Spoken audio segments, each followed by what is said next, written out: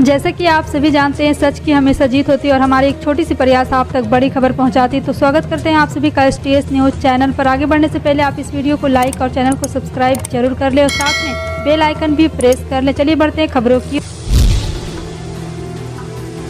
और आप किस राज्य शहर से न्यूज़ को देख रहे हैं, कॉमेंट में जरूर लिखिए। जापान के पूर्व प्रधानमंत्री शिंजो आबे का शुक्रवार को निधन हो गया। आबे पर सुबह ही हमला हुआ था। यह हमला उस वक्त हुआ जब नारा शहर में शिंजो आबे भाषण दे रहे थे।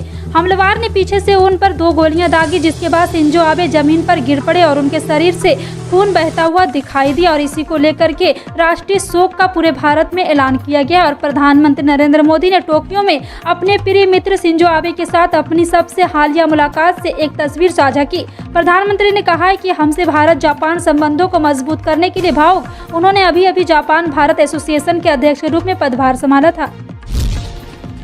महाराष्ट्र में एकनाथ शिंदे गुट के बीजेपी के साथ मिलकर सरकार बनाने के बाद पूर्व सीएम उद्धव ठाकरे ने शुक्रवार को पहली प्रेस कॉन्फ्रेंस की। इसमें ठाकरे बेहद हमलावर मूड में नजर आए। उन्होंने कहा कि शिवसेना का चिन्ह हमसे कोई नहीं छीन सकता। तीर और कमान उनकी पार्टी का चुनाव चिन्ह रहेगा। ठाकरे ने एकनाथ शिंदे से चुनौती भरे लहजे में कहा है कि वे शिवसेना को चुनाव चिन्ह छीन कर दिखाएंगे। उद्धव ठाकरे ने कहा है कि सुप्रीम कोर्ट का 11 जुलाई का फैसला सिर्फ शिवसेना का ही नहीं बल्कि भारतीय लोकतंत्र का भविष्य भी तय करेगा। उन्होंने राज्य मध्यावधि चुनाव की मांग की है।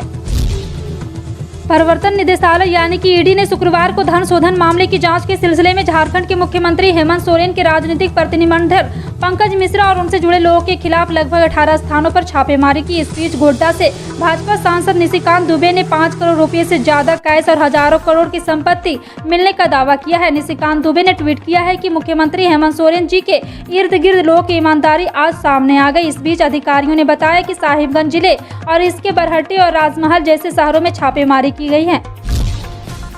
महाराष्ट्र की सियासत में मची रार थमने का नाम नहीं ले रही है। अब इसकी जांच कांग्रेस विधायक तक भी पहुंचने लगी है। मुंबई कांग्रेस अध्यक्ष भाई जगताप ने पार्टी हाईकमान से 7 कांग्रेस विधायकों के खिलाफ सख्त कार्रवाई की मांग की है। इन विधायकों पर MLC चुनाव में क्रॉस वोटिंग में शामिल होने का आरोप है। उन्होंने कहा कि कांग्रेस ने इन 7 के अलावा उन 11 विधायकों को भी नोटिस जारी किया है, जो कि महाराष्ट्र विधानसभा फ्लोर टेस्ट के दौरान समय पर नहीं पहुंचे।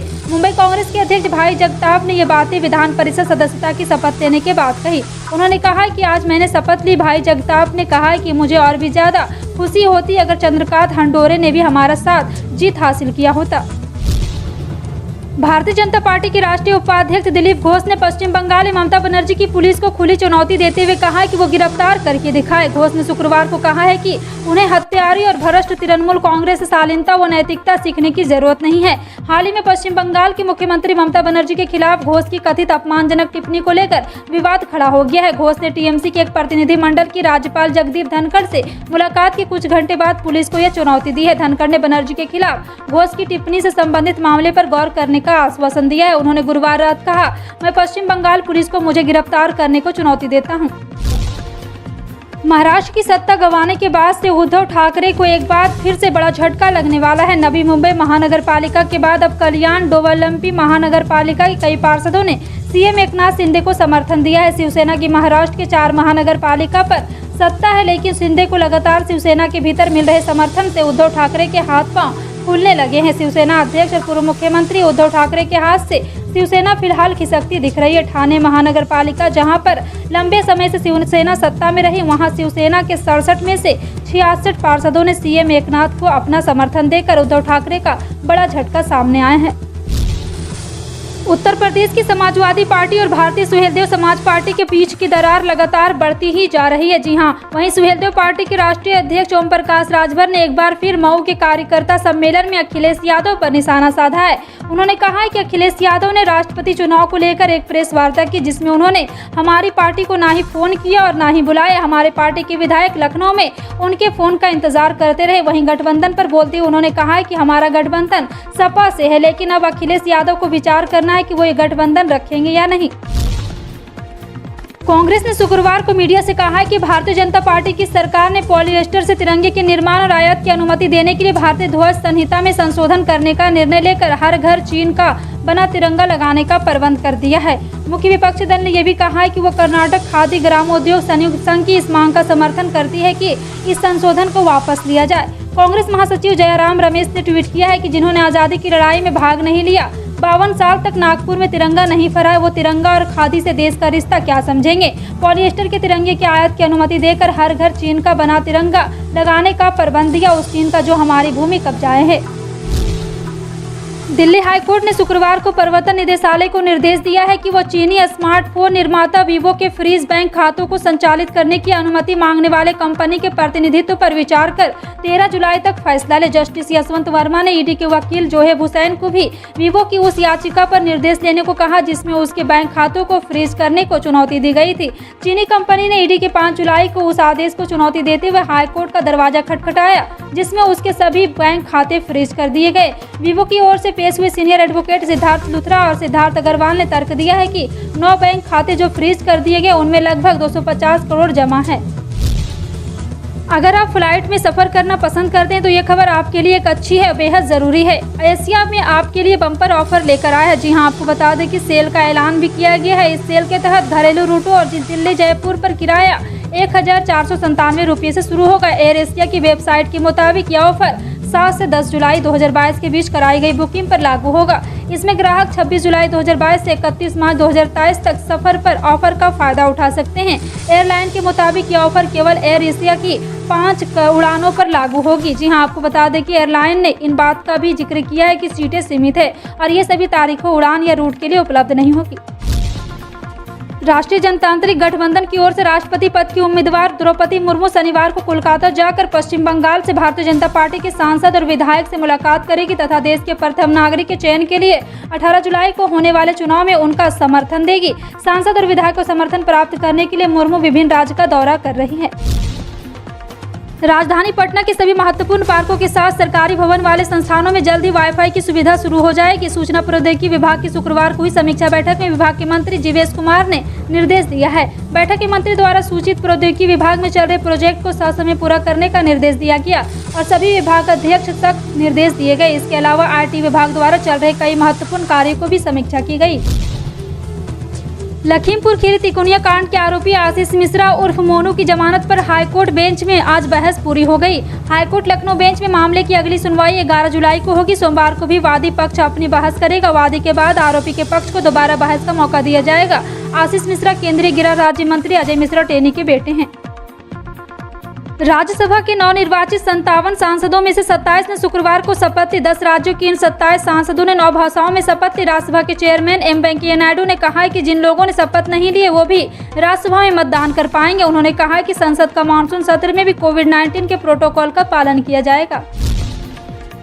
बिहार के पूर्व सीएम लालू यादव की तबीयत से पहले से सुधार आया है। वहीं कांग्रेस पूर्व अध्यक्ष राहुल गांधी ने दोपहर लालू यादव से एम्स अस्पताल में मुलाकात कर हालचाल जाना है। राहुल ने लालू से मिल बेहतर स्वास्थ्य की कामना की और उनके परिवार से लोगों से मुलाकात की। इससे पहले लालू यादव की बेटी मीसा भारती ने उनकी तबीयत के बारे में जानकारी दी। मीसा भारती ने सुबह कुछ तस्वीरें साझा कर अपने पिता के बारे में कहा, आप सबकी दुआओं और एम्स दिल्ली की अच्छी चिकित्सीय देखरेख से आदरणीय लालू प्रसाद जी की तबीयत में काफी सुधार है। देश में पिछले 24 घंटों में कोरोना वायरस संक्रमण के 18,815 नए मामले सामने आने के बाद संक्रमितों की कुल संख्या बढ़कर करोड़ों पार कर गई, जबकि उपचाराधीन रोगियों की तादाद 1,22,335 तक पहुंच गई है। केंद्रीय स्वास्थ्य मंत्रालय के शुक्रवार को अध्ययन किए गए आंकड़ों में ये जानकारी दी गई। सुबह 8 बजे के अध्ययन आंकड़ों के अनुसार 38 और संक्रमित की मौत के बाद मृतकों की कुल संख्या बढ़कर 5,25,343 तक पहुँच गई है। शुक्रवार के लिए भी तेल कंपनियों ने सुबह 6 बजे पेट्रोल और डीजल के ताज़ा रेट जारी कर दिए। एक बार फिर लोगों के लिए राहत की खबर सामने आई। लगातार 48वें दिन पेट्रोल डीजल की कीमत में कोई बदलाव नहीं हुआ। गौरतलब है कि अंतिम बार पेट्रोल डीजल के दाम में तब परिवर्तन हुआ जब केंद्र सरकार ने एक्साइज ड्यूटी में कमी की थी। इसके बाद से तेल के दाम स्थिर है। जी हां, आपको बता दें कि एक बार फिर से तेल के दाम में कोई बदलाव नहीं हुआ और पेट्रोल की कीमत 96.72 रुपये और 1 लीटर डीजल के लिए 89.62 रुपये देने होंगे।